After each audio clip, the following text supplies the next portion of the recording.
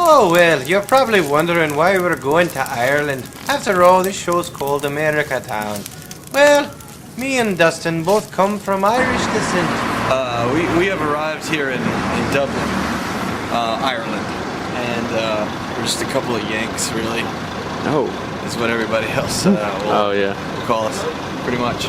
But it's about 0 degrees Celsius, and we are here, and this is the first day of our journey. For anyone else who's ever journeyed, you know that the best way to journey is one step at a time, which is what we've done. So we bought us a bus ticket for the day on a family pass because me and Dustin are basically family now, and we think that's probably the best thing to do. So we're going to continue our day's journey, try to find out where we're staying, and see a little bit of the town. And we're excited to be here and excited that you can come along with us.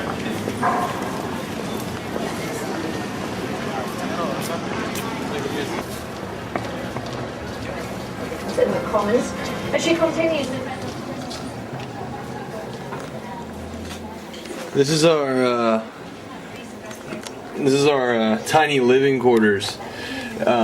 Small but effective. Here's our window.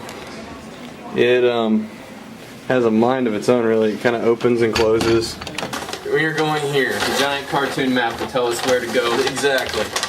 Dustin, where do you think our first stop should be? Right here at number 48. What is that? I have no idea. 48 Looks like a white it is. building. 48 it is. I thought you would pick a more creative number like 62. Oh. Oh. And here's number 1. Yeah. Really? Okay, this is getting old. Start at the beginning and go to the end. I have a plan already. What is your plan, Dustin McNeely? To walk. And my plan is to be Nate McGill in Ireland. Oh Lord, help the country.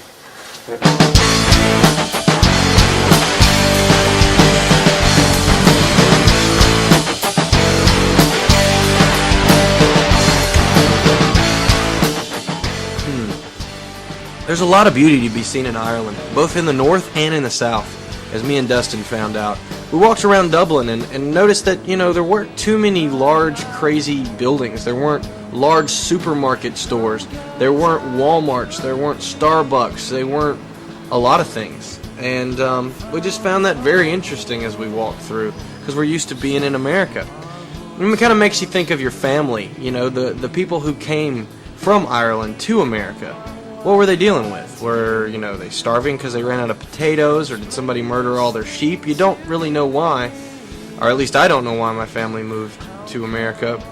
But what I do know is that now, in America, the things that I find and hold dear and love, like great music, like family, like friends, relationships, those are the things I really hold dear, and for some reason, I feel more at home in this country than I do in my own, where corporations seem to run everything. Anyone that knows me well knows that I have this thing for small town and local business communities. Like, it's a passion of mine, really. And Dublin is just like booming, blowing my heart wide open with this whole flavor. Something else beautiful about this city was the local musicians. And I'm talking about the street musicians. It's not like being in Atlanta and watching a homeless guy play a kazoo and you throw him a quarter. I'm talking about some really talented folks. Walking down the streets, I saw a lot of people who kind of dressed like me and looked like me, which was weird because I had the whole long hair, big coat thing going with the hood. And a lot of people in Ireland were sporting that, and a lot of people where I'm around from look at me like I'm crazy or homeless. So I felt a little bit more at home, actually.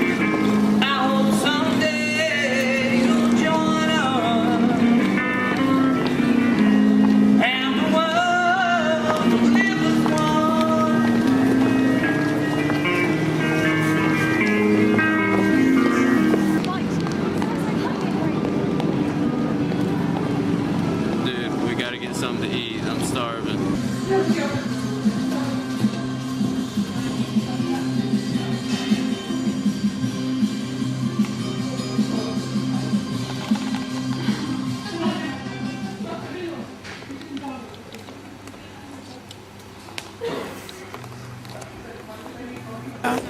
We found the Irish college women.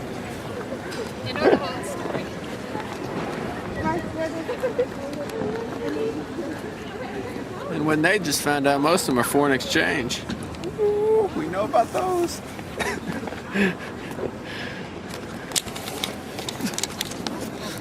For the record, I have no idea what Dustin is talking about, and also he just took me to a romantic restaurant with a candle You paid and for it. a freaking rose on the table. You paid for it.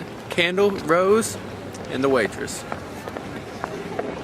She was from Estonia, next to Russia. She said where they make she stones. thought I was from Dublin, but I'm not.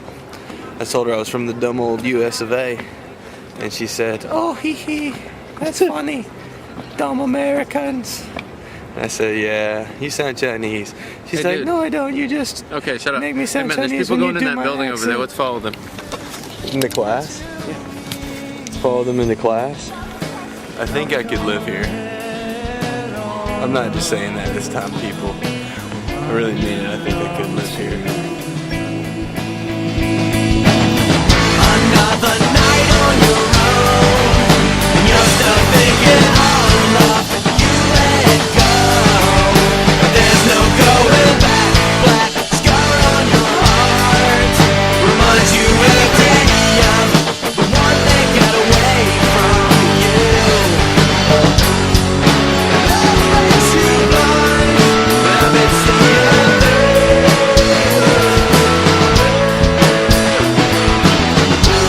You've been spending your time with someone other than me.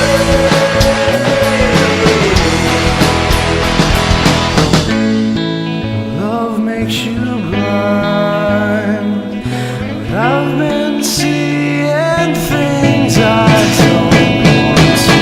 Another night on your own, and you're stuck thinking all love you let go.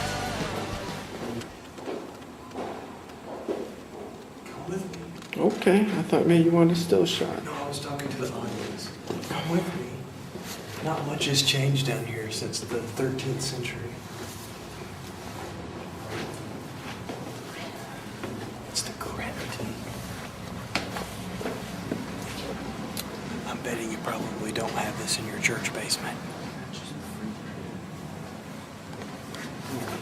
Okay, so one of the reasons that we came to Ireland in the first place was to kind of look up some family history about the McGills, the McNeelys, find out where it is we came from, because everybody's got some roots, right? So we're going to go in the House of Historic Names here in Dublin. Check it out. I learned a lot about my family. I know the McGill family motto is Sine Fine, which means without end in Latin. And the symbol is a phoenix, rising up from the ashes. There's also another mythological bird that appears on our crest that has no feet because it never lands. I think it's like a marlet. And I really like that, being a traveler. You don't land. The city, definitely the shops, the privately owned shops. I love it because there's not a Walmart or a Starbucks in sight. Oh, it's beautiful. You guys should see it, and it's just like a cultural melting pot. People come and build their own stores. It's awesome. The historic sites, they're alright. I mean, costs money to go on tours and stuff, but we're just making our way through the city. We're about to go back across the river, go to the hotel, and I'm not sure. We're in Catholic territory. I hope you brought your rosary. Yeah. So, basically, Northern Ireland is kind of Protestant run, I suppose, and we're down here in Catholic territory. But anyway, both of the takes on religion have really become organizations that people join religiously to worship Jesus, when Jesus really asked us to be more of an organism than an organization. And it's always clichely been disputed that it's not about religion, it's about relationship. And for those who truly know God, they truly know that He never asks anyone to conform to what a group's ideals are, but to express himself individually through the way he designed us uniquely. He does ask us to conform to his likeness individually because we're unique. Like Dustin. His poop smells a lot different than my poop smells. I couldn't get one out. Let's go get something to eat. Yeah, maybe that might help. We're having breakfast now, but I just had to show you the breakfast. I don't know why we're filming our breakfast.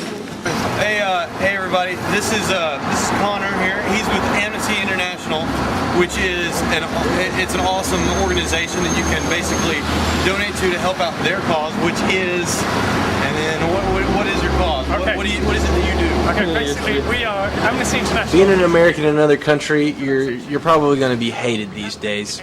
I don't know whether it's just the fact that everybody looks at American corporations like they're the devil, or if it's that they look at our president and our, political leaders and say they're the devil.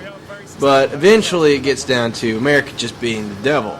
And so I kind of like to talk to people on the street about that, and it's fun because sometimes they say weird things. For example, up until last year in America, they had the death penalty for children, and they were using it as well. Since 1990, the US has been responsible for almost half of the total number of child executions in the world. Child executions, mind you. Yeah, 19 out of 39. But you see, we campaign against that, and together with others, we put pressure on the US government, and eventually we managed to get them to get rid of that law, so they no longer execute children as a result of our campaigning work. So that gives you an idea of how effective and successful we are as a campaigning organisation that we were able to do that. I think the problem is that in the United States, most of the people have no idea that we're executing children. It's very important to look and see where you're from. I'm glad that Dustin and me and myself, which is two people, got to take a look at the country in our toboggans and look around and see, ruins of castles and the plains of Wicklow and even the place where St. Owen would talk to animals up in his hills. Anyway, we're on our way to Northern Ireland currently to visit a missionary there. Anyway, we're in Newry. It's a beautiful little town. The countryside was beautiful driving through it this morning. And now we're up on our way to meet with our friends, whom we haven't been able to contact yet. So it's been kind of hard to try to figure out what we're doing, because we're just basically traveling in faith that when we get to Newcastle, someone's going to be there for us, because we have no place to stay, and we have only like a couple of emails. But we weren't able to get in touch with them once we've gotten here. So we're basically just going to the town, finding the place, knocking on their door and saying, hey, let us in. We missed one of our buses into Newcastle, but we're spending a little bit of time here in Newry, and we are going to talk to, I just made a phone call and finally got in touch with John Moxon up at the Murloc House, so that's good. And right now, we're going to go check out this church. People are going inside of it. It's right back there, and we're just going to go check it out and see what it's about. Okay, so anyway, we arrived here in Newcastle, Ireland, just like a couple hours ago. And it's really cool how God's already kind of started to just use us in any way that He can. Brought a DVD of a couple openers, a couple films, so they're going to be taking it to some kids tonight and showing them. Hopefully that'll help kind of wake them up to the gospel and the truth of God. I love meeting people everywhere I go. This is the group that we met at the Murloc House in Northern Ireland, where we did a little bit of ministry, which was the purpose of our trip, besides finding out where we were from and all that hoo-jazz. Anyway, me and Dustin would just like to say we had a great time in Ireland. We drank a lot of Guinness, and we had a great time. And the Guinness Beer Factory is like Willy Wonka's factory. I took this picture there. Home is not where you live, but where they understand you.